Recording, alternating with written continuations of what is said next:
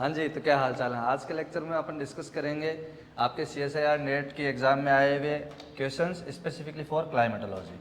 मैं आपको पिछले 5 साल के क्वेश्चन सॉल्व करवा दूंगा आने वाले 3-4 दिन में, ताकि आपके एग्जाम में मैक्सिमम आपको हेल्प हो सके। और ये अभी जो स्टार्ट कर रहे हैं ये है आपका दिसंबर 2023 के एग्जाम में जो आपके क्लाइमेटोलॉजी के क्वेश्चंस थे उनको अपन डिस्कस करेंगे। और कोशिश करूंगा कि आपको कंसेप्ट भी समझ में आए, एक अप्रोच भी पता चले, और प्रोसेस ऑफ एलिमिनेशन को कैसे अपन अप्लाई कर सकते हैं, है ना। और इंटेलिजेंट गेसिंग भी अगर यूज करनी हो तो कैसे यूज करना है उसके बारे में भी अपन बात करेंगे। स्टार्ट करते हैं from the very first question. यहाँ पे ये क्वेश्चन जो है वो बड़ा अच्छा सा है। इसकी आपको टेक्निकल लैंग्वेज को थोड़ा सा तोड़ना पड़ेगा। You need to break it down into the smallest fragments to understand properly. Deep convection का मतलब क्या होता है ये आपको पता होना चाहिए। और मॉनसून जो है उसका जो एयर टेम्परेचर है वो बाई मॉडल है कि नहीं है ये भी आपको थोड़ा सा समझना पड़ेगा।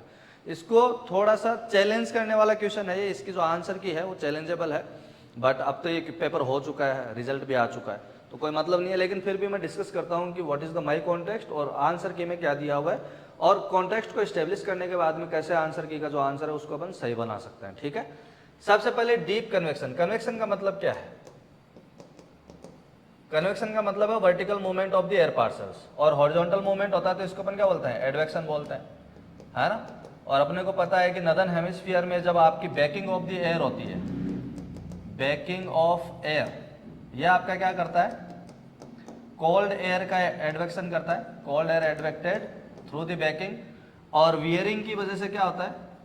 Wearing of the air parcel की वजह से क्या होता है? नदर्न हेमिस्फीयर में आपको वार्म एयर एडवेक्शन मिलता है। उसको अपन डिस्कस करेंगे जब कोई क्वेश्चन आएगा, तो अभी तो मैं शॉर्ट में बता दे रहा हूँ। सदर्न हेमिस्फीयर में जस्ट उल्टा होगा, बैकिंग ऑफ द एयर होगा तो क्या होगा? आपका वार्म एयर का एडवेक्शन होगा, और वियरिंग ऑफ द एयर होगी तब क्या होगा? कोल्ड एयर का एडवेक्शन होगा। सदर्न हेमिस्फीयर में बिल्कुल उल्टा है। और बैकिंग ऑफ एयर का सिंपल मतलब क्या है? Anti clockwise rotation. और वियरिंग ऑफ एयर पार्सल का मतलब क्या है? Clockwise rotation. ये एंटी क्लॉकवाइज है, ये आपका क्लॉकवाइज रोटेशन है। क्लॉकवाइज रोटेशन आपके किसके साथ एसोसिएटेड होता है उसको भी अपन देखेंगे, एंटी क्लॉकवाइज किसे। जब आपका एयर पार्सल राइज करना चालू करता है तो राइजिंग एयर पार्सल जब आपका क्लॉकवाइज या एंटी क्लॉकवाइज मोशन में मूवमेंट करना चालू करे तब अपन वियरिंग और बैकिंग वर्ड यूज करते हैं। ठीक है, अब कन्वेक्शन में क्या होता है? Vertical movement of the air parcel होता है। डीप कन्वेक्शन में क्या होगा? स्ट्रॉन्ग वर्टिकल मूवमेंट होगा, स्ट्रॉन्ग वर्टिकल मूवमेंट।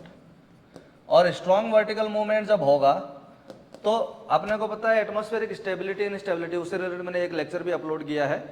जब भी आपका vertical movement of the air parcel allow होता है एटमॉस्फेयर में, तब अपन बोलते हैं कि atmosphere is said to be instable. और उस सूरत में क्या होता है? आपके क्लाउड्स का फॉर्मेशन होता है ना। आपको क्यूमुलोनिम्बस क्लाउड्स मिलते हैं, आपको बिजली का कड़कना होता है, स्ट्राइकिंग होती है, थंडर स्टॉर्म्स आते हैं। तो ये जो deep convection is characterised by low outgoing long wave radiation, ये पूछा आपसे।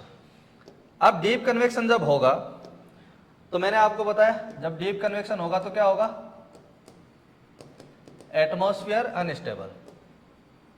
एटमॉस्फेयर क्या होगा? अनस्टेबल। और अनस्टेबल एटमॉस्फेयर क्या बनाएगा? क्लाउड्स बनाएगा। और क्लाउड जब बनेंगे, जैसे ये क्लाउड्स है, तो वर्टिकल डेवलपमेंट में अगर देखोगे तो क्लाउड्स का अपर वाला जो हिस्सा होता है वो क्या होता है? ठंडा होता है। कंडेंसेशन की वजह से आपके आइस क्रिस्टल्स बनते हैं, वाटर ड्रॉपलेट्स बनते हैं, है ना। तो अब हो क्या रहा है? नाइट टाइम में क्या होगा? जब हमारी अर्थ लॉन्ग वेव रेडिएशन को एमिट कर रही होगी, लॉन्ग वेव रेडिएशन हमारी अर्थ एमिट करती है। लॉन्ग वेव रेडिएशन क्यों एमिट करती है?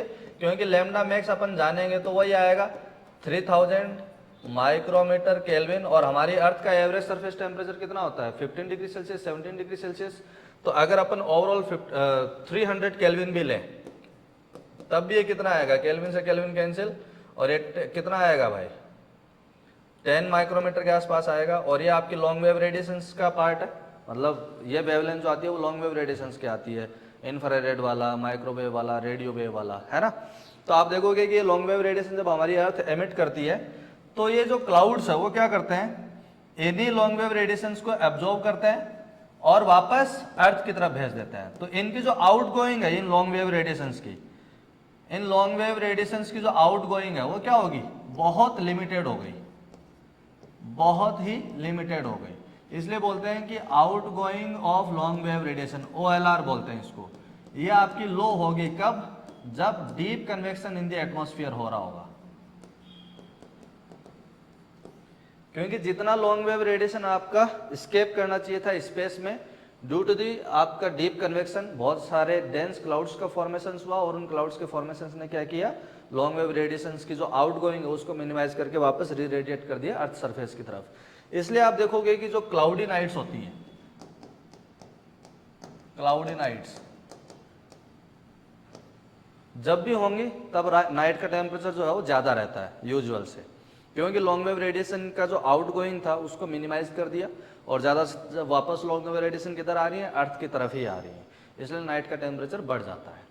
ठीक है, अगर आपको क्लियर स्काई मिलता है, जैसे गांव कहीं पे अगर आप जाओगे क्लियर स्काई कंडीशंस होंगी, तो आदमी आराम से खाट डाल करके छत पे सो जाएगा, बाहर ग्वाड़ी में सो जाएगा, है ना, कहीं पे भी बैठ के कहीं पे भी अपना बिस्तरा डालेगा और सो जाएगा, क्योंकि क्लियर स्काई कंडीशंस है। जितनी भी लॉन्ग वेव रेडिएशन अर्थ एमिट कर रही है वो पूरी की पूरी स्पेस में स्केप कर जा रही हैं, और जो अर्थ सरफेस है वो ठंडी होती चली जाएगी कंटिन्यूसली, है ना। इसलिए गांव में ठंड नाइट के टाइम पे थोड़ी सी ज़्यादा होती है और शहरों में थोड़ी सी कम होती है, क्योंकि जो सिटीज़ हैं नाइट टाइम में, डे टाइम में बात करेंगे तो लॉन्ग वेव रेडिएशन जो भी हमारी अर्थ सरफेस एमिट करी है वो तो कंटिन्यूस करिए, ऐसा तो है नहीं कि नाइट को ही करेगी।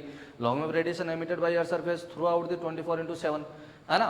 तो एटमॉस्फेयर में जितने भी आपके ग्रीन हाउस गैसेज होंगी वो क्या करेंगे, उन्हीं लॉन्ग वेव रेडिएशन को ट्रैप करेंगे और वापस it is redirected toward the earth surface. तो आप देखोगे कि अर्बन हीट आइलैंड का जो कंसेप्ट है वो यहीं से आया है कि नाइट टाइम का टेम्परेचर भी ज़्यादा है और डे का भी टेम्परेचर ज़्यादा है। तो when we took the difference between the day time and night time temperature वो कम होता जा रहा है ना, और इसलिए शहरों में रहना रात को और भी मुश्किल हो जाता है। ठीक है, अब आप देखोगे कि डीप कन्वेक्शन की वजह से आप जो आउटगोइंग है लॉन्ग वेव रेडिएशन की वो कम हो गई। तो स्टेटमेंट 1 तो अपना क्या है, सही है, स्टेटमेंट 1 मेरा क्या है, सही है ना। अब स्टेटमेंट 2 क्या है कि monsoon is characterised by bimodal air temperature. Bimodal air temperature का मतलब क्या है कि हमारी जो एयर का टेम्परेचर है वो दो पीक्स अटेंड कर रहा है, एक मैक्सिमम टेम्परेचर की और एक मिनिमम टेम्परेचर की, या दो टेम्परेचर एक्सट्रीम्स आ रहे हैं, या तो बहुत हाई है या बहुत लोज है। लेकिन मॉनसून का जो कैरेक्टर है वो क्या है, मॉनसून टिपिकली क्या है, विंड्स है ना। जैसे हमारा ये इंडिया है और यहाँ पे आपका साउथ वेस्ट मॉनसून जो है वो ऑनसेट होता है। साउथ वेस्ट मॉनसून के टाइम पे क्या होती है, विंड्स जो है वो आपकी इंडियन सब कॉन्टिनेंट को अप्रोच करती हैं, है ना, क्योंकि इनके पास में मॉइस्चर रहता है कंटिन्यूसली, तो ये अच्छा खासा रेनफॉल भी करवाते हैं।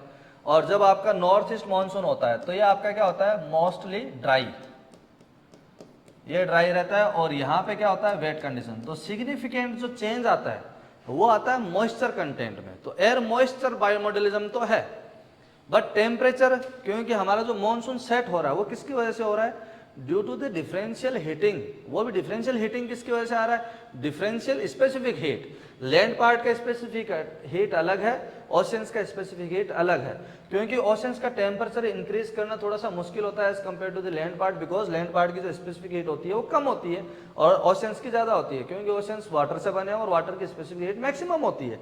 तो in order to increase 1 degree Celsius temperature, you will be required a lot of heat amount to increase the 1 degree Celsius temperature of this oceanic water as compared to this land part। ठीक है, तो यहाँ पे आपका temperature ज्यादा होगा और यहाँ पे आपका टेम्परेचर लो हुआ। तो अगर आप प्रेशर के कॉन्टेक्स्ट में बात नहीं कर रहे हो और ये बात कर रहे हो कि मेरा टेम्परेचर जो हाई प्रेशर और लो प्रेशर बन रहा है, ये हुआ क्यों, क्योंकि आपका अनइवन हीटिंग हुआ। दूसरा एक लॉजिक इसका ये भी है कि भाई जब टेम्परेचर यहाँ पे ज्यादा है, वो ज्यादा चाहे किसी भी वजह से हो, चाहे स्पेसिफिक हीट की वजह से हो, चाहे और कोई इंसोलेशन इंक्रीज हो गया हो, है ना, या यहाँ पे जो लॉन्ग वेव रेडिएशन है उसकी आउटगोइंग कम हो गई हो, whatever the reason is, हम बोल रहे हैं कि यहाँ पे टेम्परेचर इंक्रीज हुआ और यहाँ पे टेम्परेचर रिलेटिवली क्या है, कम है। तो ये टेम्परेचर बाई मॉडल तो है ही ना एयर पार्सल्स का, है ना। और जब आप नॉर्थ ईस्टर्न मॉनसून सेट होगा तब ये ठंडा होगा और ये गर्म होगा, तो आपको टेम्परेचर एक्सट्रीम्स मिल रहे हैं दो बार। तो इसलिए अपन बोलते हैं कि मॉनसून विंड्स जो होती हैं वो आपके एयर टेम्परेचर में बायोमॉडलिज्म शो करती हैं। ठीक है, तो आपका स्टेटमेंट 2 भी सही है, लेकिन इसका कॉन्टेक्स्ट स्टेब्लिश करना जरूरी है। ठीक है, कि आप प्रेशर के बारे में बात कर रहे हो या टेम्परेचर के बारे में। तो यहाँ पे इसने पहले से बोल दिया कि एयर टेम्परेचर की बात कर रहा हूँ, तो air temperature obviously land part पे साउथ वेस्ट मानसून के टाइम पे ज्यादा है, ओशंस पे कम है। और जब आपका नॉर्थ ईस्टर्न मानसून की बात करते हैं तो लैंड पार्ट पे टेम्परेचर कम है और ओशंस पे ज्यादा है। सिंपल फंडा है। ठीक है, चलिए नेक्स्ट क्वेश्चन देखिए।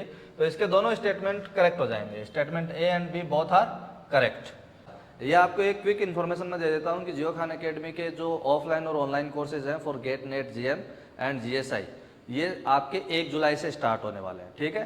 दे are starting from July 1। Offline classes भी हैं और ऑनलाइन क्लासेज भी हैं। बाकी सारी डिटेल्स आपको डिस्क्रिप्शन बॉक्स में मिल जाएंगी और एक रनिंग स्टेप चल रही होगी। आपको अगर कोई भी क्वेरीज है, आपको कोई भी कोर्स लेना है Geo Khan academy, whether it is offline और ऑनलाइन, आप उन नंबर पे फ़ोन करके पूछिए और जरूरी लगे तो आप एडमिशन ले सकते हैं, ठीक है।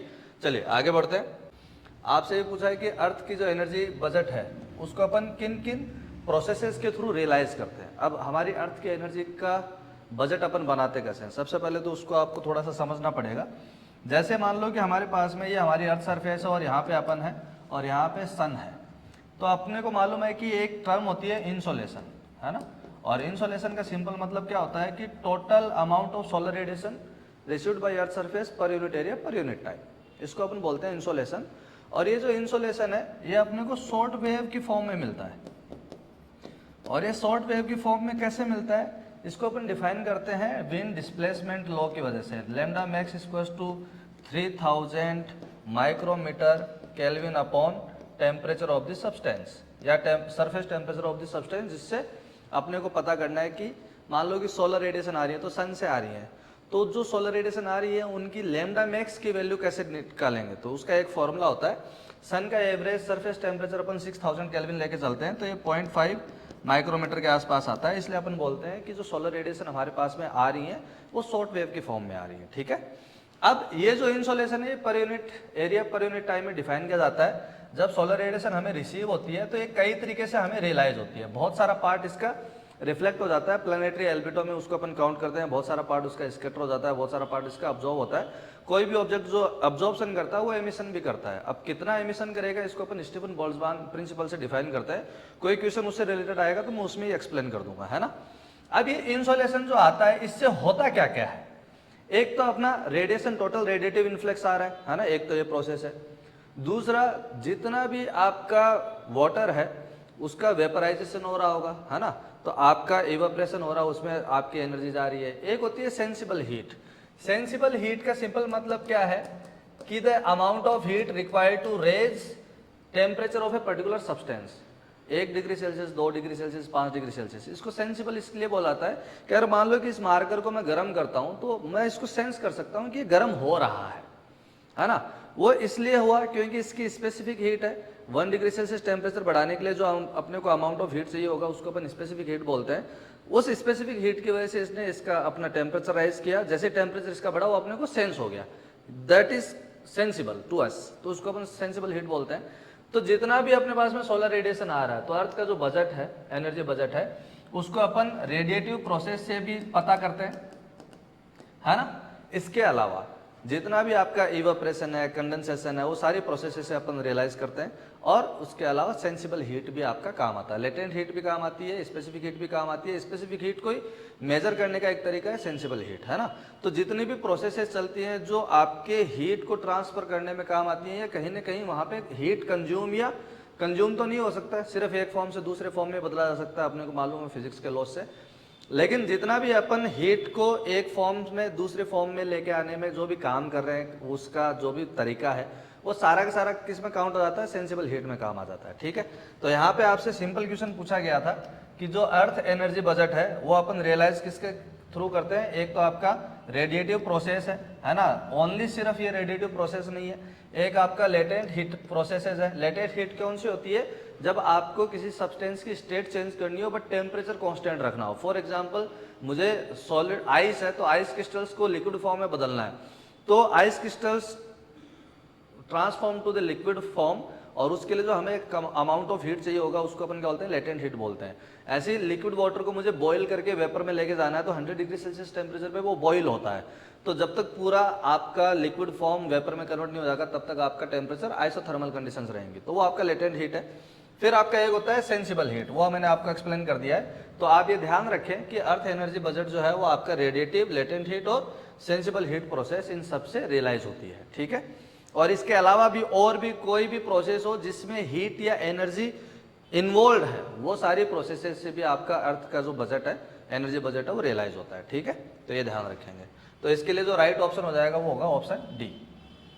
फिर आपका दूसरा क्वेश्चन है, अच्छा अब ये जो दूसरा क्वेश्चन है ये बड़ा इंटरेस्टिंग है। कैसे है, आपसे पूछा है कि temporal distribution of genesis of tropical cyclones over the north Indian ocean annually पूछा है।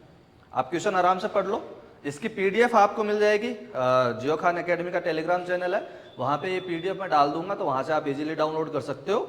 और अगर जियो खान एकेडमी टेलीग्राम चैनल आपने ज्वाइन नहीं किया हुआ है तो उसका भी लिंक जो है वो डिस्क्रिप्शन बॉक्स में है, आप इजीली ज्वाइन कर सकते हो। ठीक है, इस क्वेश्चन को आप ध्यान से समझो। टेम्पोरल डिस्ट्रीब्यूशन का मतलब क्या होता है? टेम्पोरल जब अपन बोलते हैं तो ये किसके रेस्पेक्ट में आता है? टाइम के रेस्पेक्ट में। जब अपन स्पेशियल बोलते हैं तो ये किसके रेस्पेक्ट में आता है? ये स्पेस के रेस्पेक्ट में आता है। स्पेस मतलब जियोग्राफिकल एरिया, है ना। आप रिमोट सेंसिंग में पढ़ते भी हैं, spectral resolution, temporal resolution, radiometric resolution, है ना, स्पेशियल रेजोल्यूशन, आप पढ़ते हैं ना। इस तरह के 4 रेजोल्यूशन अपन स्पेसिफिकली पढ़ते हैं। तो ये स्पेशियल मतलब आप स्पेस की बात कर रहे हो, एक एरिया की बात कर रहे हो, point A to point B, ये आपने कवर किया तो आपका क्या है? स्पेशियल डिस्ट्रीब्यूशन है। टेम्पोरल डिस्ट्रीब्यूशन मतलब टाइम की बात हो रही है। अब जैसे एक मैं आपको बताता हूँ, टेम्पोरल डिस्ट्रीब्यूशन में आपकी एग्जाम्स देखेंगे तो दिसंबर में आपका एग्जाम आता है, जून नेट का, फिर आपका फरवरी में गेट और जीएसआई का एग्जाम आता है प्रीलिम्स का, है ना। और जून में भी आप देखेंगे कि जीएसआई मेंस और आपका नेट का पेपर आता है ना। तो आपकी जो पढ़ाई का तरीका है, आप देखेंगे कि अगर मैं ये टाइम लूं और यहाँ पे आपके स्टडी का इंटेंसिटी लूं, स्टडी इंटेंसिटी, तो आप देखोगे कि जब जब एग्जाम होगी तब तब आपका जो टेम्पोरल डिस्ट्रीब्यूशन होगा वो मैक्सिमम होगा, है ना। उस चीज को करने का जो टाइम होगा वो मैक्सिमम होगा। तो जैसे दिसंबर में एग्जाम है तो एक पीक वहां पे है जब आपने मैक्सिमम पढ़ाई करी, फिर जनवरी में जाते हैं थोड़ा थक गए, है ना, फिर फरवरी से वापस लगे। तो ऐसे एक पीक आपकी जीएसआई की, एक गेट का और एक नेट एग्जाम का। तो ये टेम्पोरल डिस्ट्रीब्यूशन एनुअली आप देखोगे तो 3 टाइम साल में ऐसे आते हैं जब आप स्टडी मैक्सिमम करने की कोशिश करते हो। इसको सिंपल टेम्पोरल डिस्ट्रीब्यूशन बोलते हैं। ठीक है, अब जो हमारे ट्रॉपिकल साइक्लोन्स बनते हैं, ट्रॉपिकल साइक्लोन्स को बनने के लिए क्या चाहिए? सरफेस ऑफ ओशन चाहिए, लैंड पार्ट पे नहीं बनते हैं। इसको कंटिन्यूस सप्लाई ऑफ मॉइस्चर चाहिए, इनको लो टेम्परेचर कंडीशन चाहिए, हाई टेम्परेचर कंडीशन चाहिए, लो प्रेशर कंडीशन चाहिए, है ना। और आपका जो वर्टिकल विंड शियर है वो आपका मिनिमम होना चाहिए ताकि जो लो प्रेशर रीजन है वो इजीली स्टेब्लिश हो पाए। बहुत सारी कंडीशंस है, अपन आने वाले क्वेश्चंस में डिस्कस भी करेंगे। तो ये जो आपके ट्रॉपिकल साइक्लोन्स आते हैं इंडियन ओशन के अंदर, स्पेसिफिकली नदर्न इंडियन के अंदर, उसका टेम्पोरल डिस्ट्रीब्यूशन क्या है? तो ये साइक्लोन हमारे यहाँ पे स्पेसिफिकली इंडियन ओशन में 2 बार आते हैं। इसकी जो पीक आती है वो 2 बार आती है, एक प्री मानसून और एक पोस्ट मानसून। तो प्री मानसून का टाइम तो अभी चल ही रहा है, थोड़ा सा और पीछे चले जाओ, और पोस्ट मानसून थोड़े टाइम बाद में आने वाला है। तो साल में 2 बार जो है हमारे इंडियन ओशन में साइक्लोजेनेसिस होती है ना। या अपन बोलते हैं कि जो आपके साइक्लोन बनते हैं, या तो एंटी साइक्लोन होगा या साइक्लोन होगा, प्राइमरली अपने को साइक्लोन ही देखने को मिलता है यहाँ पे। तो वो साइक्लोन साल में 2 बार बनते हैं, है ना, स्पेसिफिकली एक प्री मानसून में और एक पोस्ट मानसून में। तो इसलिए अपन इसको क्या बोलते हैं? By model distribution. तो बाई का मतलब क्या है? 2, यूनि का मतलब क्या है? 1, ट्राई का मतलब क्या है? 3, क्वाड्रो का मतलब है 4। तो आप जब यूनि मॉडल की बात करते हैं तो वो आपको स्पेसिफिकली अटलांटिक ओशन में, ईस्ट पैसिफिक और वेस्ट पैसिफिक में देखने को मिलता है। जबकि इंडियन ओशन की जब बात करेंगे स्पेसिफिकली नदर्न वाले में, तो यहाँ पे अपने को 2 साइक्लोजेनेसिस प्रोसेस मिलती है पीक पे, एक प्री मानसून का और एक पोस्ट मानसून का। ठीक है, तो अच्छा क्वेश्चन है, आपको टर्मिनोलॉजी अच्छे से समझ में आनी चाहिए, इसलिए आपका option B is your correct answer. चलिए नेक्स्ट क्वेश्चन देखिए।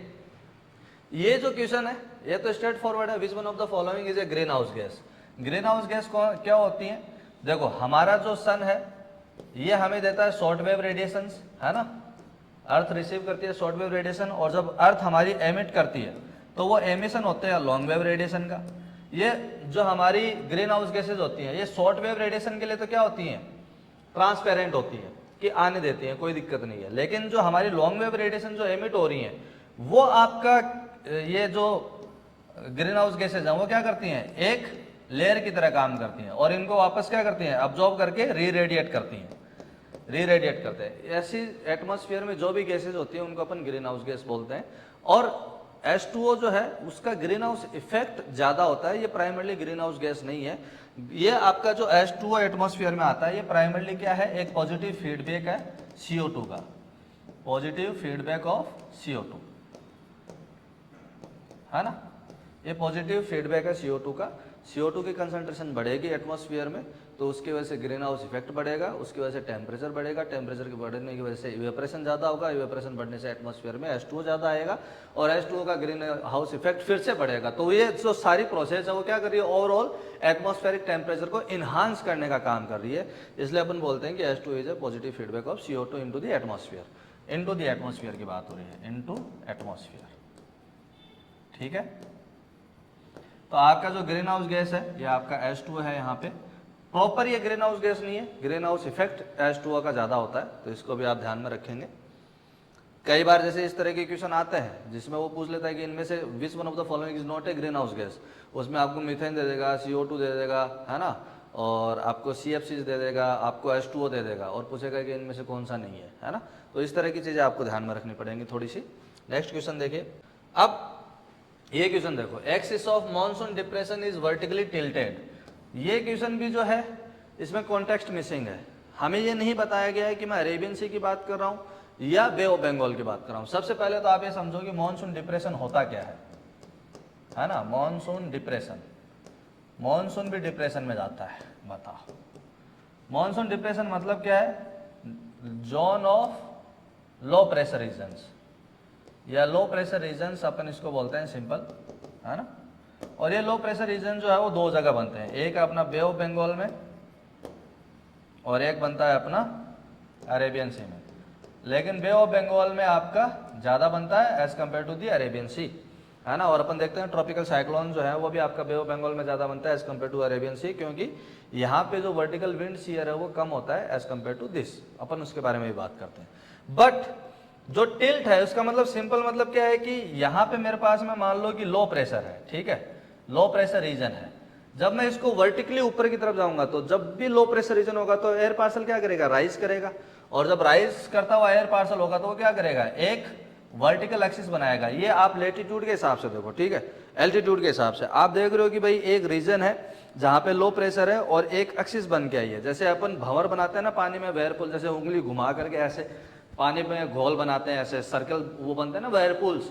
तो व्हर्लपूल जब बनते हैं तो तुम देखते हो ना कि सेंटर में आपका एक एक्सिस सा बन गया है जहां पे लो प्रेशर रीजन रहता है ना, क्योंकि तुमने उसको रोटेट किया इतना ज्यादा कि जहां से आपने रोटेट करना चालू किया था उस एक्सिस पे आपका पानी पहुंच नहीं पा रहा, पूरा वो खाली जगह रह गई है, उसको अपन क्या बोलते हैं, लो प्रेशर रीजन बोलते हैं, ठीक है। ये साइक्लोन्स में भी होता है। तो वो जो लो प्रेशर रीजन है ना, वो आपका स्टेबल कब रहेगा, जब आपका वो वर्टिकली एक प्लेन बना पाए, है ना। तो आप देखोगे कि एक लो प्रेशर रीजन बना, ये लो प्रेशर रीजन जो है वो वर्टिकल नहीं होता, पूरी तरीके से वर्टिकल नहीं हो पाता, not perpendicular to the horizons. क्यों नहीं हो पाता, क्योंकि साउथ वेस्ट मॉनसून जो है वो लो प्रेशर वाले रीजन को इधर लेके जा रहा है, और हमारी जो ट्रॉपिकल ईस्टर्ली जेट स्ट्रीम्स है वो हाई एल्टीट्यूड पे जो हमारा लो प्रेशर रीजन है उसको किधर शिफ्ट कर रहा है, इधर। तो आप देखोगे कि जैसे जैसे आप वर्टिकली ऊपर जाओगे वैसे वैसे क्या होगा, हमारे जो लो प्रेशर मॉलिक्यूल्स हैं वो किधर शिफ्ट हो रहे हैं, वेस्ट की तरफ। इसलिए आप देखेंगे कि जो हमारी मॉनसून डिप्रेशन का एक्सिस, जो एक्सिस ऑफ मॉनसून डिप्रेशन है वो वर्टिकली वेस्ट वार्ड की तरफ टिल्ट होता जाता है। इसको आप कोरियोलिस फोर्स से भी एक्सप्लेन कर सकते हैं, इसको आप जेट स्ट्रीम से भी एक्सप्लेन कर सकते हैं, इसको आप साउथ वेस्ट मॉनसून से भी एक्सप्लेन कर सकते हैं। बट प्रॉब्लम यह है कि इस क्वेश्चन में आपको एग्जैक्ट कॉन्टेक्स्ट नहीं दिया है कि मैं अरेबियन सी की बात करूंगा या मैं बे ऑफ बंगाल की बात करूंगा। तो अपन इन जनरल बात कर रहे हैं, इन जनरल मतलब उन ट्रॉपिकल लेटीट्यूड्स पे जहां कहीं पे भी मॉनसूनल विंड्स डेवलप होती हैं और जहां पे भी मॉनसून डिप्रेशंस डेवलप होते हैं लो प्रेशर वाले, वहां पे आपका जो इसका वर्टिकल एक्सिस है उसका जो जनरल टिल्ट है वो किधर आता है, वेस्टवार्ड आता है। अगर आप बे ऑफ बंगाल की बात करोगे तो हो सकता है कि वो थोड़ा सा आपको ईस्टवार्ड मिल जाए, है ना, लेकिन इन जनरल बात करेंगे तो आपका आंसर आएगा वेस्टवार्ड। और ये जो आंसर की इसका था, उस आंसर की में इसका आंसर शायद या तो साउथवार्ड दे रखा है या ईस्टवार्ड दे रखा है, तो उसको एक बार करेक्ट कर लेना, ठीक है। चलो आगे की बात करते हैं। ये भी एक अच्छा, ये भी अच्छा क्वेश्चन है, बहुत अच्छा क्वेश्चन है। अच्छा क्या, यहाँ पे चारों चीजें मैं आपको बता देता हूँ, ठीक है। आपको पूछ रहा है कि when there is a balance between upward pressure gradient force and downward force of gravity, तो उस टाइम पे जो एटमॉस्फेयर होगा वो कैसा वाला एटमॉस्फेयर होगा, स्टेबल एटमॉस्फेयर होता है। और स्टेबल एटमॉस्फेयर आपका हाइड्रोस्टैटिक कंडीशंस को रिपेल करता है या रिप्रेजेंट करता है। सबसे पहले तो प्रेशर ग्रेडियंट फोर्स क्या होता है उसको समझो। फॉर एग्जांपल मेरे पास में बहुत सारी ये लाइंस हैं, है ना, और मैं आपको बोलता हूं कि यहाँ पे जो प्रेशर है वो मेरा है 200 मिलीबार, यहाँ पे है 250 मिलीबार, यहाँ पे है 300 मिलीबार और यहाँ पे है 350 मिलीबार। ये मेरा प्रेशर है ना। और मैंने क्या किया, line joining the points of equal pressure. तो ये मेरी क्या है, सारी सारी आइसोबार्स है। ये लाइन ये सारी लाइन मेरी क्या है, आइसोबार्स लाइन्स है ना। तो मैं ये बोल रहा हूँ कि आइसोबार है ना। अब आप सिंपल बताओगे कि जब आप इस डायरेक्शन में आओगे तो आपका क्या हो रहा है, प्रेशर डिक्रीज होता जा रहा है ना। तो डिस्टेंस के ये हॉरिजॉन्टल है ना। तो ये isobars are the lines connecting the points of equal pressure. अब आप देखोगे कि जब यहाँ पे आप देखोगे तो प्रेशर ज्यादा है और यहाँ पे देख रहे हो तो प्रेशर कम है। तो प्रेशर यहाँ पे कम है और यहाँ पे प्रेशर ज्यादा है। तो आपको सिंपल पता है कि आपका जो एयर पार्सल है वो किधर से किधर मूव करता है, हॉरिजॉन्टली। जैसे मैं यहाँ खड़ा हूँ और जहाँ पे कैमरा लगा, यहाँ पे हाई प्रेशर हो और जहाँ कैमरा लगा वहाँ पे लो प्रेशर, तो ऑटोमेटिकली हवा क्या करेगी, इस हाई प्रेशर से लो प्रेशर की तरफ फ्लो करेगी ताकि ये प्रेशर इक्विलिब्रिएट हो सके, है ना। तो उस सूरत में क्या होगा, आपका हाई प्रेशर से लो प्रेशर की तरफ एक ग्रेडियंट एग्जिस्ट करेगा, जिसको अपन क्या बोलते हैं, प्रेशर ग्रेडियंट, है ना। ग्रेडियंट का मतलब क्या है, सिंपल। ग्रेडियंट का सिंपल मतलब क्या है कि when quantity of a physical quantity is changing with respect to distance. अब जैसे आपका हॉरिजॉन्टल डिस्टेंस के साथ प्रेशर चेंज हो रहा है तो इसको अपन प्रेशर ग्रेडियंट बोल देंगे।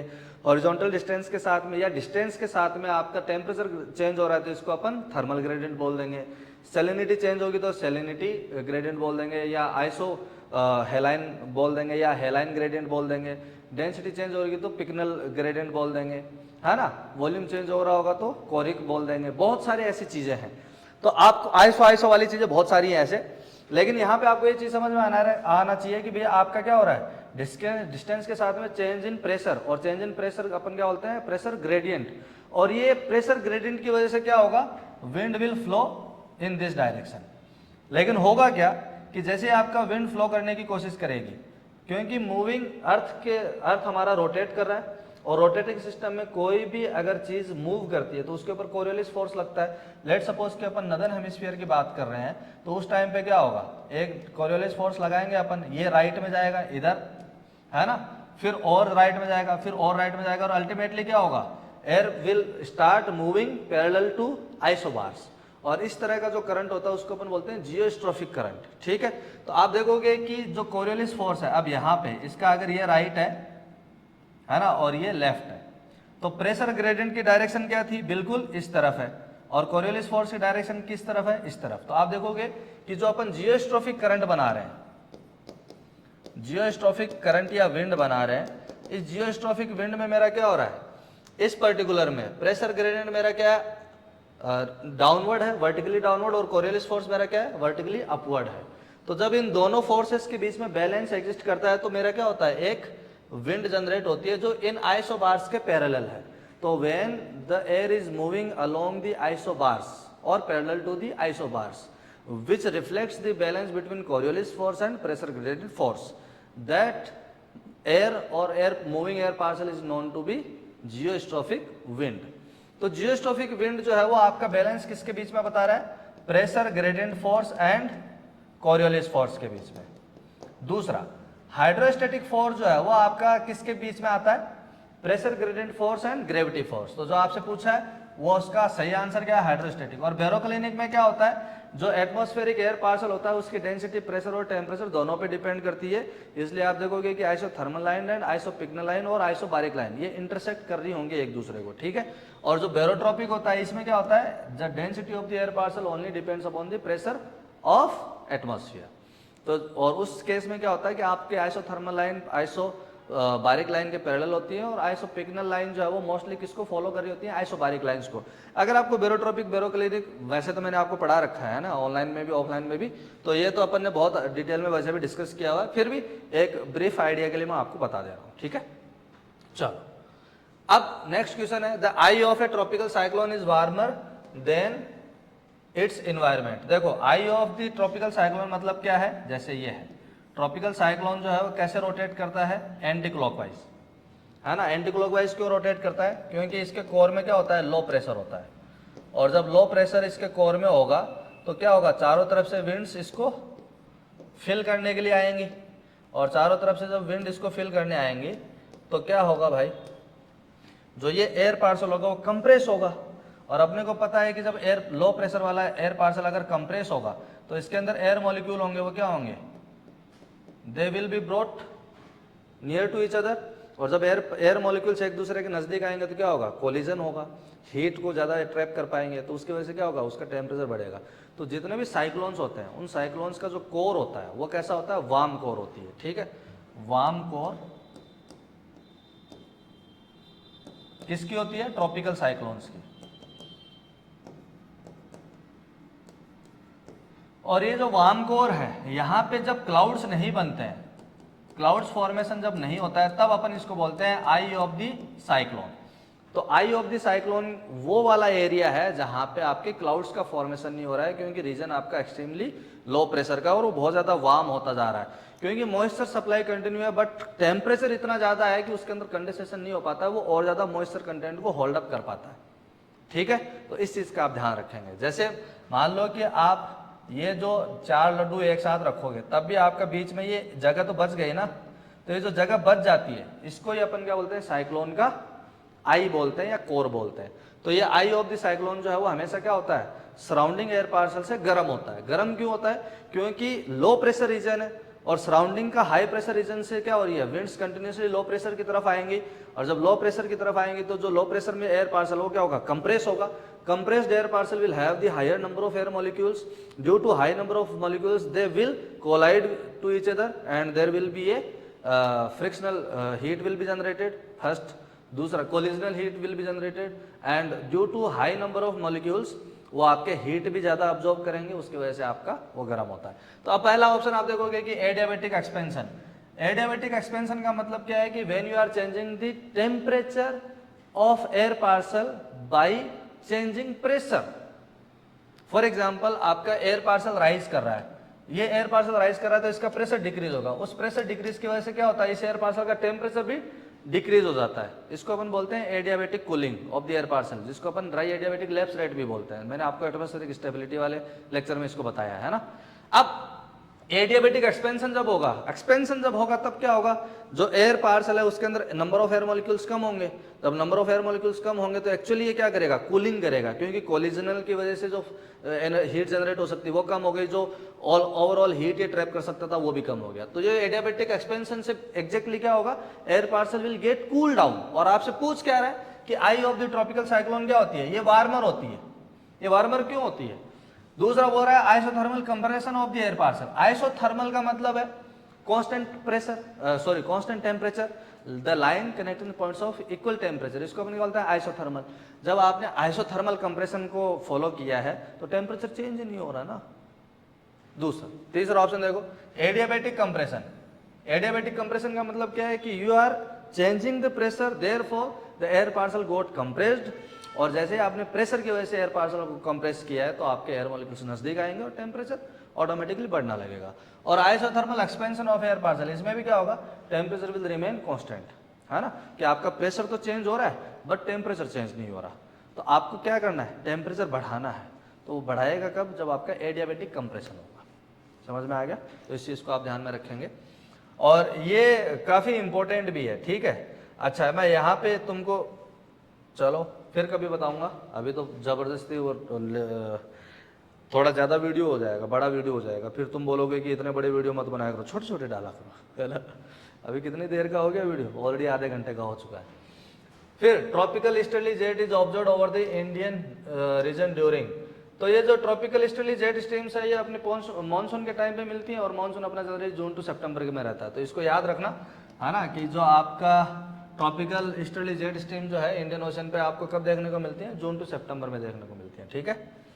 तो ये तो स्ट्रेट फॉरवर्ड है। फिर आपका पूछ रहा है कि ओजोन कंसंट्रेशन मैक्सिमम कहाँ पे होती है, तो ये लोअर स्ट्रेटोस्फीयर में होती है ना। आपको पता है कि अगर एल्टीट्यूड के साथ में ये मेरा टेम्परेचर है, ये एल्टीट्यूड है, तो ये मेरा ट्रोपोस्फीयर है, ये ट्रोपोपोज है, फिर टेम्परेचर बढ़ेगा, ये स्ट्रेटोपोज है, फिर टेम्परेचर घटेगा, ये मेसोपोज है, फिर टेम्परेचर बढ़ेगा। तो यहाँ पे ये मेरे ट्रोपोपोज है, स्ट्रेटोपोज है, फिर मेरा मेसोपोज है और ऊपर का आगे का जो पोज है जो भी है, ठीक है। तो स्ट्रेटोस्फीयर में जैसे जाते हैं तो ये वाला जो रीजन है 18 to 25 किलोमीटर, यहाँ पे आपको ओजोन की कंसंट्रेशन मैक्सिमम मिलती है। कितनी मैक्सिमम है वो, 8 to 12 ppm, कि अगर 1 million of air parcel air molecules लेते हो तो उसमें ओजोन के मॉलिक्यूल्स कितने होंगे 8 to 12। तो जहां पे भी इतनी कंसंट्रेशन होती है उसको अपन सिंपली बोलते हैं ओजोन लेयर। तो 18 to 25 किलोमीटर के बीच में आपको ओजोन की ठीक ठाक कंसंट्रेशन मिलती है, that's why the lower stratosphere is also known as ozone layer. और जब यही कंसंट्रेशन आपका ब्रॉड डाउन आ जाए 2 to 4 ppm पे आ जाए तो अपन बोल सकते हैं कि ओजोन इज बीइंग डिप्लीटेड। और ये जब लेस देन या अप टू 1 ppm हो जाए तब अपन बोलते हैं कि there is a ozone hole. तो ओजोन होल का मतलब है कि कंसंट्रेशन अप टू 1 ppm है, ओजोन डिप्लेशन का मतलब है 2 to 4 ppm है, ओजोन लोअर का मतलब है ओजोन लेयर का मतलब है 8 to 12 ppm। ठीक है, तो ये ध्यान में रखना। यहाँ पे दो ऑप्शन एक साथ आ गए तो इसको ध्यान रखेंगे थोड़ा सा। फिर during El Nino years the Walker circulation cell shifts. तो नॉर्मली तो क्या होता है, जैसे ये मेरा पेरू कोस्ट है और यहाँ पे मेरा ऑस्ट्रेलिया है ना। तो जनरली तो क्या होता है कि भाई यहाँ पे आपका पेरू कोस्ट पे ये पेरू करंट है, यहाँ पे अगर कोरियोलिस फोर्स अप्लाई करेंगे सदर्न हेमिस्फीयर में है तो ये वाटर आपका क्या होता है डाइवर्ज होता है, तो सरफेस ऑफ डाइवर्जेंस क्रिएट होती है। यहाँ पे क्या होता है अपवेलिंग होती है और उस अपवेलिंग की वजह से यहाँ की जो एयर पार्ट्स होती है वो ठंडी होती है, क्योंकि ट्रेड विंड्स यहाँ पे कंटिन्यूसली ब्लो कर रही है आपकी, है ना, साउथ ईस्ट वाली। तो आप देखोगे कि यहाँ से क्या होगा अल्टीमेटली आपका जो एयर पार्सल है वो ऐसे मूव करेगा, है ना। लेकिन क्योंकि यहाँ पे पैसिफिक वार्म पूल यहाँ पे क्रिएट होगा तो उसकी वजह से क्या होगा यहाँ वाला एयर पार्सल राइज करेगा, क्लाउड्स बनाएगा, अच्छी खासी यहाँ पे बारिश करेगा, फिर इधर आएगी एयर पार्सल और यहाँ पे पेरू कोस्ट पे सब्सिडाइज कर जाएगा, यही है। लेकिन एल निनो के टाइम पे क्या होता है कि ये जो पैसिफिक वार्म पूल वाला वार्म वाटर है ये धीरे धीरे इधर शिफ्ट होता जाता है, किसधर ईस्टवर्ड। तो आप देखोगे कि जो आपका वाकर सर्कुलेशन है वो किधर शिफ्ट होता जाता है ईस्टवर्ड शिफ्ट होता जाता है। ठीक है, कई बार तो रिवर्सल इन दी डायरेक्शन भी हो जाती है, but dampening of the Walker circulation cell भी होता है एल निनो के टाइम पे। अभी एल निनो के टाइम पे क्या क्या होता है वो मैं आपको बता देता हूँ, है ना। एल निनो के टाइम पे सबसे पहले तो जो थर्मोक्लाइन होती है वो क्या हो जाती है टेबुलेटेड, थर्मोक्लाइन टेबुलेटेड, है ना, बेडेड थर्मोक्लाइन, टेबुलेटेड और बेडेड, है ना। दूसरा walker circulation dampening, walker circulation dampening या वीकनिंग, है ना। तीसरा यही है वाकर सर्कुलेशन शिफ्ट्स ईस्टवर्ड। आपके आंसर के में शायद इसका आंसर वेस्टवर्ड दिया हुआ है ना, तो इसको आप एक बार कंफर्म कर लेना कि आंसर की में अगर वेस्टवर्ड नहीं है तो इसको याद रख लेना कि ये वेस्टवर्ड ही शिफ्ट होता है। ठीक है, तो ये कुछ पॉइंट्स है जिनको आपको ध्यान में रखना है। यहाँ पे अपवेलिंग होती है पेरू कोस्ट पे, तो एनकोबिस फिश होती है, उसका प्रोडक्शन अच्छा खासा होता है, तो फिशरी मार्केट यहाँ पे बहुत अच्छा है। यहाँ पे अच्छी खासी रेनफॉल होती है ऑस्ट्रेलिया पे, है ना, नॉर्मल कंडीशंस में।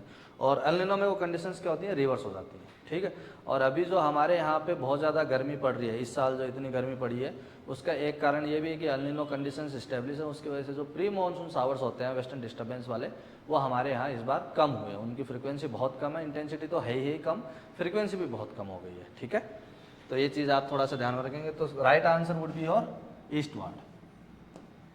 चलो नेक्स्ट क्वेश्चन देखो, यहाँ पे आपको बोल रहा है कि vision of the following surface current is generated by A westward wind stress in the northern hemisphere. ये क्वेश्चन बहुत अच्छा है। कैसे है, आप सिंपल ये बोल रहा है कि आपका एक वेस्ट की तरफ जाने वाला एयर पार्सल है ना, ये वेस्टवर्ड मूविंग एयर पार्सल है, क्योंकि आपकी विंड ब्लो कर रही है ओवर द ओशनिक सरफेस, तो विंड जो होगी वो भी क्या करेगी एक सरफेस करंट जनरेट करेगी, जिसकी भी डायरेक्शन क्या होनी चाहिए वेस्टवर्ड। वेस्टवर्ड का मतलब है moving towards the west, coming from east.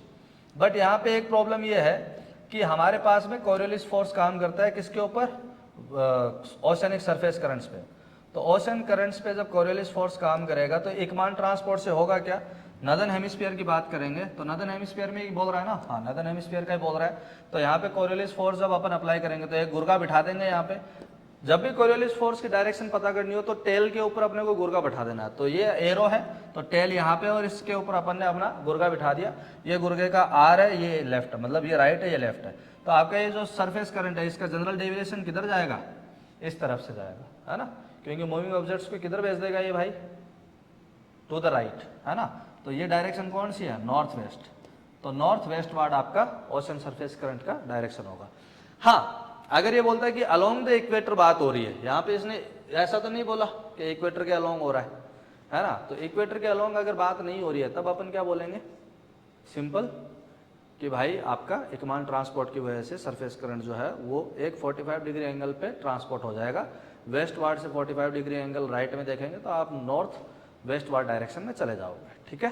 तो इसलिए इसका आंसर जो है वो नॉर्थ वेस्ट वार्ड होगा। अच्छा क्वेश्चन है ना, 2 स्टेप में होने वाला था। अगर आप एकमान ट्रांसपोर्ट को कंसिडर यहाँ पे नहीं करते हो तब ये क्वेश्चन गलत होने के चांस ज़्यादा है, ठीक है। फिर आपका है कि which one of the following force is not involve in balance of forces for an atmospheric Ekman layer.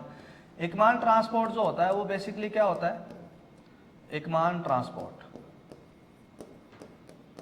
ये आपका एयर और वाटर दोनों में काम करता है ना।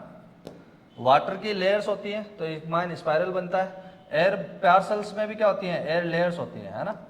तो जहां पे भी लेयर होंगी तो एयर पार्सल एक लेयर के ऊपर जब मूव करेगा तो नीचे वाले एयर मॉलिक्यूल्स इसको क्या करेंगे, विस्कोसिटी की वजह से फोर्स देंगे, है ना, विस्कस फोर्स देंगे जो इसके मूवमेंट को रेजिस्टेंस प्रोवाइड करेगा। तो जब भी लेयर्स की बात होगी viscous force will be there, है ना। तो ये विस्कस फोर्स तो है ही। दूसरा, जब भी आपके एयर पार्सल का हॉरिजॉन्टल मूवमेंट होगा, वो हॉरिजॉन्टल मूवमेंट क्यों हो रहा है, क्योंकि हॉरिजॉन्टल प्रेशर ग्रेडियंट है। If there is no pressure gradient then air will not be in moving state. So जब भी आपका एयर पार्सल मूव कर रहा है which means there is a horizontal, क्योंकि आपके जितने भी ग्लोबल विंड पैटर्न्स है वो हॉरिजॉन्टल फ्लो को फॉलो करते हैं। और हॉरिजॉन्टल फ्लो होने के लिए आपको क्या चाहिए, हॉरिजॉन्टल प्रेशर ग्रेडियंट चाहिए। जैसे आइसोबार्स अभी मैंने आपको बना के दिखाया था थोड़ी देर पहले, है ना। तो यहाँ पे आप देखोगे कि प्रेशर ग्रेडियंट फोर्स तो है ही है। और जब भी आपका कोई भी मूविंग ऑब्जेक्ट है, मूविंग एयर पार्सल है या मूविंग वाटर है इनटू दी रोटेटिंग सिस्टम, तो उसके ऊपर कोरियोलिस फोर्स लगेगा ही लगेगा, है ना। तो अब आप देखोगे कि आपका एकमान एटमॉस्फेरिक एकमान लेयर बनाने के लिए आपको क्या चाहिए, कोरियोलिस फोर्स की भी जरूरत है, प्रेशर ग्रेडियंट फोर्स की भी जरूरत है और विस्कस फोर्स की भी जरूरत है। लेकिन सेंट्रीफ्यूगल फोर्स की जरूरत नहीं है। सेंट्रीफ्यूगल फोर्स की जरूरत अपने को पड़ेगी साइक्लोस्ट्रोपिक करंट में। साइक्लोस्ट्रोपिक करंट जब पढ़ेंगे तब यहां पे आएगा, तब इसको अपन देखेंगे, ठीक है।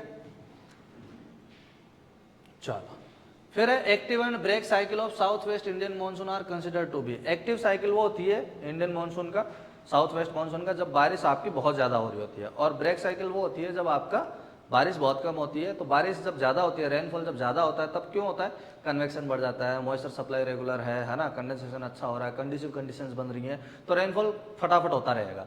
जब आपका मॉइस्चर सप्लाई कम हो जाए, प्रेशर जो आपका डिफरेंस है लो प्रेशर हाई प्रेशर वाला, वो आपका प्रेशर ग्रेडियंट थोड़ा सा वीक पड़ जाए, है ना, और लो प्रेशर रीजन जो है वो आपके सही से स्टेब्लिश नहीं हो पा रहे हो, तो उस टाइम पे क्या है, बादल आएंगे जाएंगे लेकिन बारिश नहीं करेंगे, है ना। तो वो जो साइकिल है उसको अपन ब्रेक साइकिल बोलते हैं, ठीक है।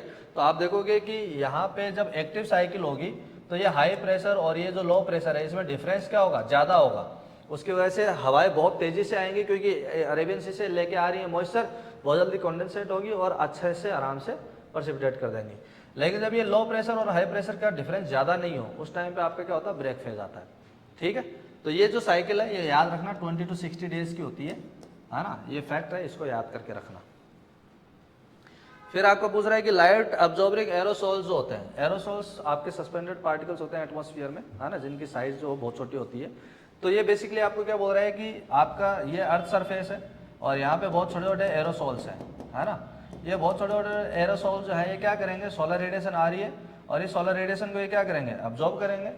इस सोलर रेडिएशन को ये अब्जॉर्ब करेंगे, अच्छे से अब्जॉर्ब कर लिया, है ना। अब्जॉर्ब करेंगे तो क्या होगा, the amount of solar radiation that could be reach to the earth surface, वो क्या हो जाएगा, कम हो जाएगा।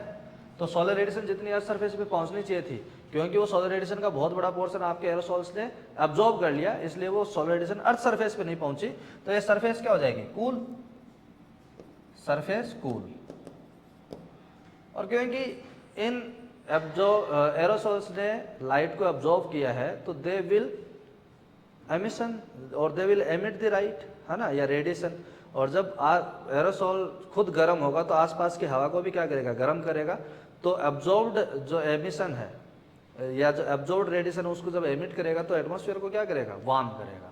तो आप याद रखेंगे कि जो एरोसोल्स हैं ये अर्थ सरफेस को तो कूल डाउन करते हैं और हमारे एटमॉस्फेयर को गर्म करते हैं। अच्छा, इसमें कॉन्टेक्स्ट ये ध्यान में रखना है कि द सरफेस वार्मिंग, ये जो सरफेस है, this surface does not pertain to aerosols, ये एरोसोल्स की सरफेस नहीं है, हम अर्थ सरफेस की बात कर रहे हैं, ठीक है।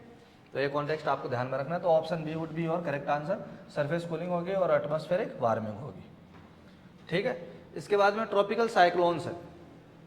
बोल रहा है कि ट्रॉपिकल साइक्लोन जो है वो do not attain maximum intensity during Indian south west monsoon period. क्यों नहीं कर पाते हैं?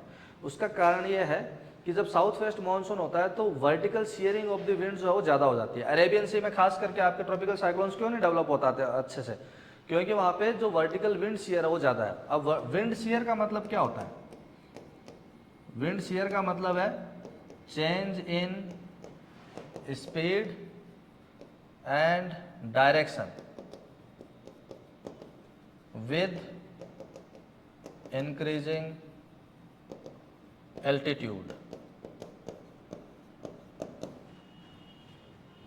Whenever you increase the altitude and if you see a sudden change in speed and direction of the wind, इसी को अपन wind shear बोलते हैं, तो आपका जो ट्रॉपिकल साइक्लोन है उसको क्या चाहिए भाई? लो प्रेशर रीजन चाहिए अच्छे से डेवलप होने के लिए। जब आपका स्ट्रॉन्ग वर्टिकल विंड शेयर होगा, है ना, तब क्या करेगा? हवाएं तेजी से चलेगी और ये लो प्रेशर को क्या करेंगे? डिस्ट्रीब्यूट कर देंगे। इसलिए साइक्लोन जो है वो बहुत लंबे टाइम तक परसिस्ट नहीं कर पाता, अपनी इंटेंसिटी को मेंटेन नहीं कर पाता है। ठीक है, तो यहाँ पे आप देखोगे कि हाई मॉइस्चर अवेलेबिलिटी, ये तो फर्स्ट कंडीशन है साइक्लोन के बनने की। If you want to generate or if you want to have a genesis of the tropical cyclone, then a prerequisite condition has to be the continuous supply of moisture. अगर continuous supply moisture नहीं होगी तो आपका cyclone बनेगा नहीं। तो high moisture availability तो cyclones को बनाने के लिए जरूरी है। फिर दूसरा है स्ट्रॉन्ग वर्टिकल विंड शियर। ये आपका क्या करता है? साइक्लोन की परसिस्टेंस को तोड़ता है ना, तो ये अपने को नहीं चाहिए, है ना। बे ऑफ बंगाल में जो ट्रॉपिकल साइक्लोन्स आते हैं वो परसिस्ट क्यों कर पाते हैं? क्योंकि उनके पास में जो वर्टिकल विंड शियर है वो बहुत कम है, very low vertical wind shear. जो विंड्स है वहाँ की बहुत स्लगिश है। That's why tropical cyclones in Bay of Bengal persist for longer time and they may attain the intensity sometimes। ठीक है, फिर strong north south temperature gradient, वो तो एग्जिस्ट कर ही रहा है। फिर आपका strong north south pressure gradient, वो भी एग्जिस्ट कर रहा है ना। तो आपका strong vertical wind shear is the component which do not help the cyclone to attain their maximum intensity. ठीक है, सो ये आपका करेक्ट आंसर हो जाएगा। फिर आपसे पूछ रहा है कि रोजबी नंबर और ये क्या होता है। सबसे पहले तो मैं आपको रोजबी नंबर बता देता हूँ होता क्या है। रोजबी नंबर अपन क्या ऐसे डिफाइन करते हैं, देखो रोजबी नंबर जो है फ्रॉड नंबर और रेनॉल्ड नंबर जैसा ही है। रेनॉल्ड नंबर अपन लेमिनर और टर्बुलेंट फ्लो के यूज करते हैं और फ्रॉड नंबर अपन लोअर फ्लो रिजिम और अपर फ्लो रिजिम के लिए यूज करते हैं, जिसमें क्रिटिकल सब critical super critical fluid flow को देखते हैं ना। रोजबी नंबर भी वैसा ही है। रोजबी नंबर में क्या होता है, ये एक यूनिटलेस एंड डायमेंशनलेस नंबर है। यूनिटलेस एंड डायमेंशनलेस नंबर, है ना। और ये बेसिकली बताता क्या है,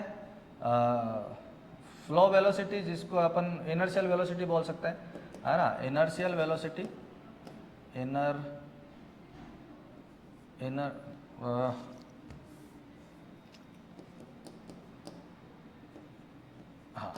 inertial velocity divided by Coriolis force into length, horizontal length scale भी बोलते हैं अपन इसको। ये सिंपल अपना रोजबी नंबर है। ठीक है, अब आप सोच के देखो, इनर्शियल वेलोसिटी अगर ज़्यादा होगी तो नचा देगा, वहाँ पे टप्पा घुमाएगा ऐसे बढ़िया तरीके से। और जब कोरियोलिस फोर्स ज़्यादा होता है, कहाँ पे होता है? हायर लेटीट्यूड्स पे ज़्यादा होता है। तो कोरियोलिस फोर्स और हॉरिजॉन्टल लेंथ स्केल जब ज़्यादा होगी तो ये रोजबी नंबर क्या होगा? छोटा। और जब कोरियोलिस फोर्स और लेंथ जब कम रहेगी और इनर्शियल वेलोसिटी ज़्यादा रहेगी, इनर्शियल फोर्स ज़्यादा रहेगा, तो ये क्या रहेगा? बहुत हाई स्पीड में रहेगी रोजबी नंबर जो है ना। तो रोजबी नंबर जो है वो आपका 3 तरीके से आता है, लेस देन 1, ग्रेटर देन 1 और इक्वल्स टू 1। 1 कब आएगा? जब ये दोनों बराबर हैं, Coriolis force into length and inertial velocity, ये लगभग एक क्वांटिटी के हैं। ग्रेटर देन कब आएगा? जब इनर्शियल वेलोसिटी बहुत ज़्यादा है और आपका कोरियोलिस फोर्स बहुत कम है। ये कब होता है? Near the equators. फिर आपका लेस देन 1 कब आएगा? जब आपका बहुत ज़्यादा हॉरिजॉन्टल स्केल भी है और कोरियोलिस फोर्स भी आपका ठीक ठाक डोमिनेट कर रहा है। तो जब भी रोजबी नंबर बहुत कम होता है, रोजबी नंबर इज वेरी लो, है ना, मतलब ये नंबर लो होता है, तो ये बेसिकली बताता है ग्लोबल विंड पैटर्न्स को, ओशनिक सरफेस करंट्स को, साइक्लोन्स को, एंटी साइक्लोन्स को। तो लार्ज स्केल पे जो मूवमेंट ऑफ मैटर है उसको गवर्न करता है लोअर नंबर ऑफ रोजबी वेव।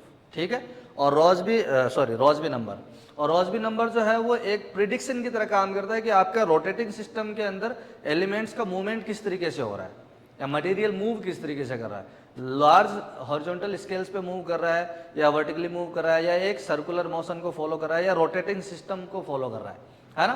तो यहाँ पे आप एक चीज ध्यान में रखना है कि जब रॉसबी नंबर बहुत कम होता है तो ये जनरली किसके लिए होता है, ग्लोबल विंड पैटर्न्स के लिए होता है, ग्लोबल विंड पैटर्न्स। और किसके लिए होता है, oceanic surface currents, oceanic surface currents. और किसके लिए होता है, साइक्लोन एंटी साइक्लोन्स के लिए होता है। जब रॉसबी नंबर बहुत ज्यादा हो जाता है, ग्रेटर देन 1 है, तो ये जनरली किसके लिए बताता है, स्मॉल स्केल रोटेटिंग बॉडीज को बताता है, रोटेटिंग बॉडीज। जैसे कि एक एग्जांपल लें अपन तो टॉर्नेडोज जैसे है, तो टॉर्नेडोज में क्या होता है, बहुत small scale rotating mass of air parcel होता है जो बहुत तेजी से मूव कर रहा होता है, रोटेटिंग मूवमेंट होता है उसका। तो टॉर्नेडोज में आपका रॉसबी नंबर क्या हो जाएगा, ज्यादा हो जाएगा। जबकि आप ओशनिक सरफेस करंट्स की बात करोगे, विंड ग्लोबल विंड सर्कुलेशन से ट्रेड विंड्स हो गए, प्रिवेलिंग वेस्टर्लीज हो गए, पोलर ईस्टर्लीज हो गए, उसके लिए आप क्या करोगे, रॉसबी नंबर बहुत कम बताओगे। साइक्लोन एंटी साइक्लोन उसमें भी क्या होता है, हॉरिजॉन्टल स्केल बहुत लंबी होती है, तो उस केस में भी क्या होगा, सिंपल सी बात है, रॉसबी नंबर कम होगा। ठीक है, अब इस क्वेश्चन को पढ़ो। ये ध्यान में रखना कि Rossby number is given by the taking ratio of inertial force divided by Coriolis force into horizontal scale. ठीक है, अब हाँ क्वेश्चन को पढ़ो अच्छे से। क्या बोल रहा है कि Rossby number is a measure of importance of earth rotation, ठीक बात है। दूसरा बोल रहा है large scale motions in the atmosphere are associated with large Rossby number. अभी मैंने आपको बताया कि लार्ज स्केल जो आपके मोशंस है एटमॉस्फेयर में, they are associated with lower number of Rossby number, है ना। तो आपका स्टेटमेंट ए तो ठीक है, बट स्टेटमेंट बी जो है वो गलत है। ये तो सही है बट ये गलत है। ठीक है, इससे रिलेटेड रॉसबी नंबर से रिलेटेड और भी बहुत सारे क्वेश्चंस हैं। ये इतना मैंने जितना करवा दिया अभी, ये इतना अगर कर लेते हो रॉसबी नंबर का, तो रॉसबी नंबर से रिलेटेड सारे क्वेश्चंस हो जाएंगे। ठीक है, तो पे योर अटेंशन, कमेंट में लिख देना कि अटेंशन था कि नहीं था। फिर ये आता है एक सिचुएशन कि आपका टर्बुलेंस कब होता है ना। आपसे पूछ रहा है कि क्लियर एयर टर्बुलेंस कब होता है, क्लियर एयर टर्बुलेंस, इसको कैट भी बोलते हैं। ठीक है, कैट भी बोलते हैं, clear air turbulence. Clear air turbulence आपका तब होता है when we have a sudden change in wind speed और डायरेक्शन, या अपन बोलते हैं कि स्ट्रॉन्ग वर्टिकल विंड शियर आपको मिले, ड्रास्टिकली चेंज हो गया वेलोसिटी वगैरह, है ना, या तो कम या ज्यादा, तो उस टाइम पे आपको क्या मिलता है, क्लियर एयर टर्बुलेंस मिलता है। और जब आपको वर्टिकल विंड शियर ज्यादा होता है तब आपका एटमॉस्फेयर अनस्टेबल हो जाता है। जब एटमॉस्फेयर अनस्टेबल हो जाता है तो आपका क्या होता है, क्यूमुलोनिम्बस टाइप के क्लाउड्स बनते हैं। वो क्लाउड्स क्या करते हैं, विजिबिलिटी कम कर देते हैं, है ना, और उसकी वजह से बड़ी दिक्कत आती है। तो इसको अपन बोलते हैं क्लियर एयर टर्बुलेंस। और क्लियर एयर टर्बुलेंस में आप देखोगे ये मेरा एक्स एक्सिस है, ये वाई एक्सिस है। यहाँ पे देखोगे आपका जो विंड स्पीड है वो धीरे धीरे बढ़ा फिर धीरे धीरे घटा, तो there is no sudden change in the velocity और स्पीड और डायरेक्शन ऑफ द विंड। दूसरे ऑप्शन में देखो ये चुगली निकली हुई है इसकी, है ना। यहाँ पे आप देखोगे ये आपका विंड स्पीड बहुत तेजी से बढ़ा और बहुत जल्दी से घटा, तो आप देखोगे कि ये जो हाइट है 9 किलोमीटर के आसपास की, यहाँ पे विंड स्पीड जो है बहुत रैपिडली चेंज हुआ, up to 100 kilometre per hour की स्पीड को ये टच करके आया और बाद में अचानक से ड्रॉप हो गया, है ना। तो यहाँ पे आपको क्या मिलेगा, भयंकर टर्बुलेंस। और यहाँ पे भी देखोगे जो आपका विंड स्पीड है इसमें बहुत रफ चेंज नहीं है, धीरे धीरे है, और इसमें तो चेंज होना ही नहीं चाह रहा, है ना। इस वाले ऑप्शन में तो यूं लग रहा है कि कोई, और ये इस वाली कंडीशन में जो भी फ्लाइट अटेंड करता है या एयर ट्रेवल करता है उसको टर्बुलेंस मिनिमम महसूस होता है ना। और इस वाली कंडीशन में टर्बुलेंस सबसे ज़्यादा महसूस होता है। ठीक है, तो वर्टिकल विंड शियर आप ध्यान में रखेंगे। फिर ये है क्लाइमेटोलॉजी में मैंने आपको ये पढ़ाया भी है, राजस्थान जो है वो हीटिंग जोन की तरह काम करता है, बे ऑफ बंगाल जो है वो आपका मानसून डिप्रेशन का काम करता है, और साउथ पेनिनसुलर रीजन है वो आपका क्या करता है, सब ट्रॉपिकल ईस्टर्ली जेट के साथ में एसोसिएट होता है। तो राजस्थान, हमारा Rajasthan associate with the heat zone, क्योंकि राजस्थान में जो थार का डेजर्ट है वो भयंकर तरीके से तपता है और मानसून विंड्स को अट्रैक्ट करता है। ठीक है, तो इसमें आप देखेंगे कि राजस्थान जो है वो आपका हीट जोन में चला जाएगा, बे ऑफ बंगाल है वो आपका मानसून डिप्रेशन में चला जाएगा क्योंकि लो प्रेशर रीजन्स बनाता है, और ये जो है मेरा इसमें चला जाएगा। ठीक है, तो ये एज इट इज याद कर लेना, रिपीट होए तो एग्जाम एकदम से फेंक के मार के आना। अब ये कोपेन क्लासिफिकेशन से पूछा हुआ है। मैंने आपको कोपेन क्लासिफिकेशन में बताया भी था कि जब अपने को इस तरह के क्वेश्चन अटेम्प्ट करने हैं तो अपने को सबसे पहले क्या लिख लेना है, नोमेनक्लेचर लिख लेना है। तो अपने को कोपेन क्लासिफिकेशन में क्या था, अपने पास में ए था, बी था, सी था, डी था, ई था, फिर अपने पास में small S, small W, small F और एम था, फिर अपने पास में स्मॉल ए, बी, सी, डी, एच, के, एन था, है ना, फिर अपने पास में डब्लू था, के था, कैपिटल एस था। तो जब अपन इसको बोलते हैं तो ये अपना क्या होता है, ट्रॉपिकल होता है ना, ये अपना क्या होता है, सेमी एरिड या स्टेपे होता है ना, ये अपना क्या होता है, टेम्परेट होता है, ये अपना क्या होता है, कॉन्टिनेंटल होता है, और ये अपना क्या होता है, पोलर रीजन होता है ना।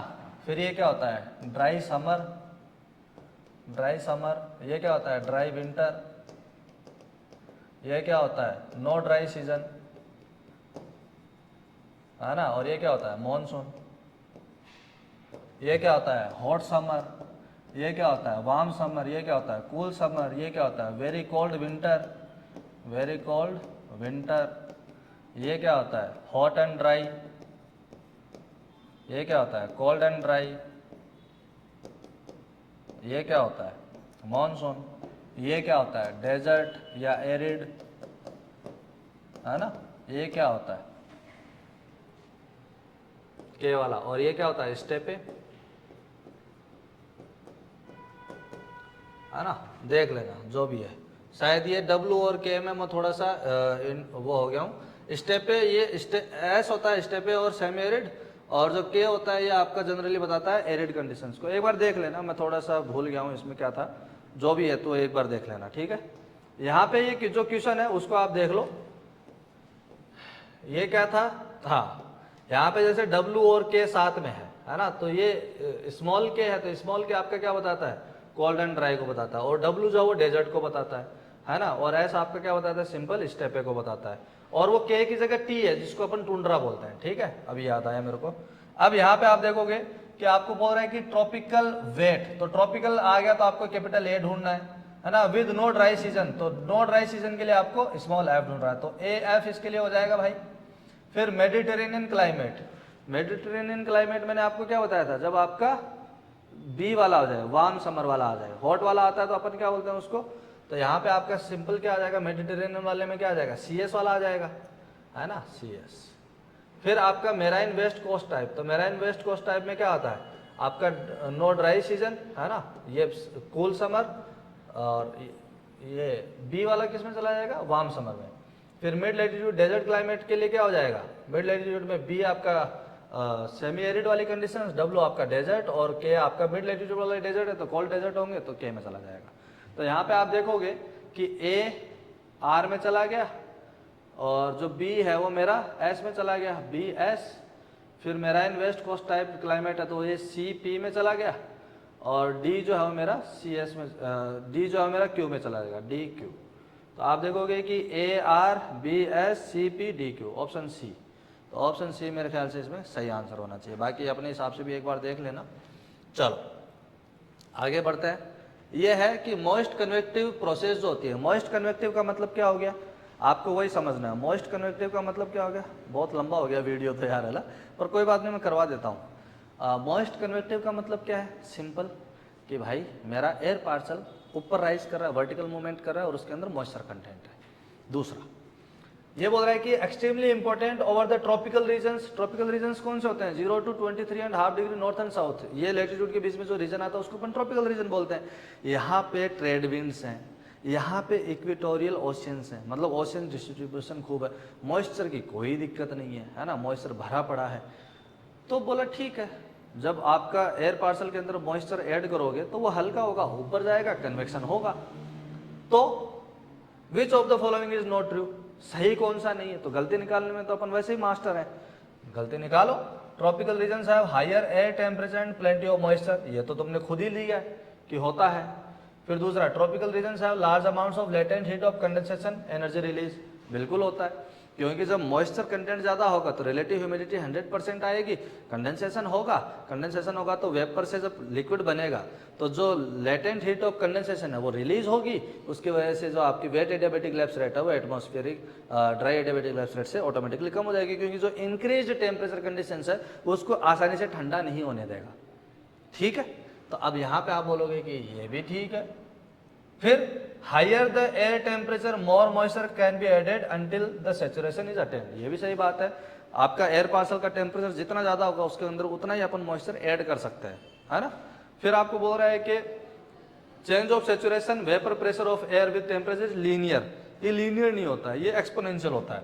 और जब अपन dp अपॉन dt देखते हैं, Clausius Clapeyron equation, small change in temperature leads to the higher change in pressure conditions. इसको अपन वैसे तो delta S upon delta V से बताते हैं, बट यहाँ पे अपने पास में एंट्रोपी और वॉल्यूम की वैल्यूज है नहीं, तो अपन क्लॉसियस-क्लैपेरियन इक्वेशन को फॉलो नहीं करके अपन सिंपल ये बोलते हैं कि आपका ये बोल रहा है कि change of saturation vapour pressure जो है वो आपका विद रिस्पेक्ट टू टेम्परेचर, ये आपका लीनियर फंक्शन नहीं होकर के क्या होता है, एक्सपोनेंशियल होता है। थोड़ा सा टेम्परेचर बढ़ाओगे उसके अंदर जो आपका सैचुरेशन प्रेशर है वो बहुत बढ़ जाएगा। ठीक है, क्योंकि due to slight increase in temperature will increase the higher amount of moist that can be hold by the air parcel. ठीक है, तो ये ऑप्शन जो है वो थोड़ा सा गलत है, बाकी ऑप्शन ठीक है। चलो नेक्स्ट क्वेश्चन देखो, हो गया डन। एक्चुअली गर्मी है ना तो गला पानी मांग रहा है, तो मैं भी अब देख रहा था कि कितना बड़ा होगा ये लेक्चर, पर ठीक है हो गया है। आई होप कि तुमको इससे कुछ फ़ायदा मिलेगा। देख लेना, अपने नोट्स बना लेना और जो भी फैक्ट्स मैंने बताए हैं उनको लिख लेना, क्योंकि अब ये बार बार काम आएंगे, है ना। तो अब जो क्लाइमेटोलॉजी के नेक्स्ट क्वेश्चन सॉल्व करना चालू करेंगे उसमें भी काफ़ी कुछ नई चीज़ें मिलेंगी, पर उसके बाद जो अपन क्वेश्चन सॉल्व करेंगे ना वो रिपीटेशन में आ जाएगा। ठीक है, so I wish you all the very best and thank you so much for watching this video lecture, है ना।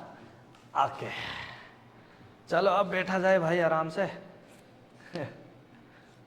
ओके टाटा।